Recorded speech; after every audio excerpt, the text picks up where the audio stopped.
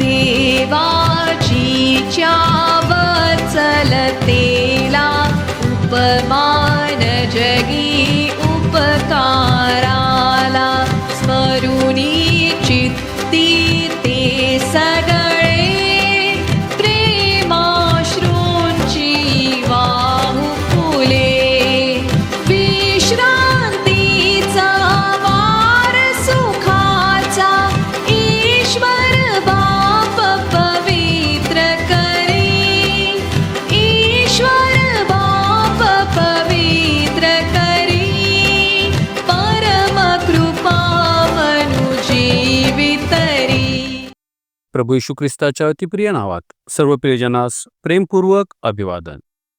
पवित्र बायबलमधील नेहम्याचं पुस्तक ह्याचा 9वा अध्याय आणि 31व्या वचनात आपण असे वाचतो की, तरी तू आपल्या दयेच्या बहुत कृत्यांना अनुसरून त्यांचा पुरा अंत केला नाहीस, त्यांचा त्याग केला नाही, कारण तू कृपाळू व दयाळू देव आहेस.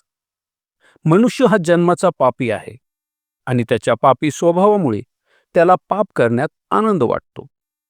मात्र तो हे विसरतो की ह्या पापाची शिक्षा देवाने सार्वकालिक अग्नीचे सरोवर म्हणजे नरक ठरवली आहे.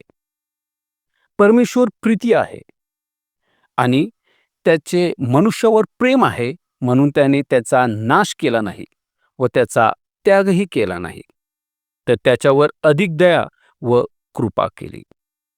पापी मनुष्याचा त्याच्या पापामुळे अंत होऊ नये म्हणून त्याने आपल्या पुत्राला म्हणजे प्रभू येशू ख्रिस्ताला ह्या जगात पाठवले.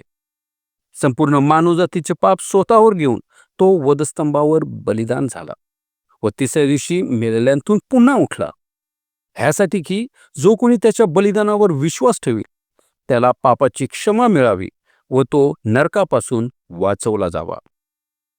परमेश्वर जो दयाळू व प्रेमी स्वर्गीय पिता आहे, तो मनुष्यावर अमर्याद प्रेम करतो व त्याचे प्रमाण स्वपुत्राला आपल्या बदल्यात वधस्तंभावर अर्पण करून त्याने दिले. अशा प्रेमळ पित्यावर व प्रभू येशू ख्रिस्ताच्या बलिदानावर विश्वास ठेवून पापक्षमेचा अनुभव घेण्यास आपण तयार आहात का? विश्रांती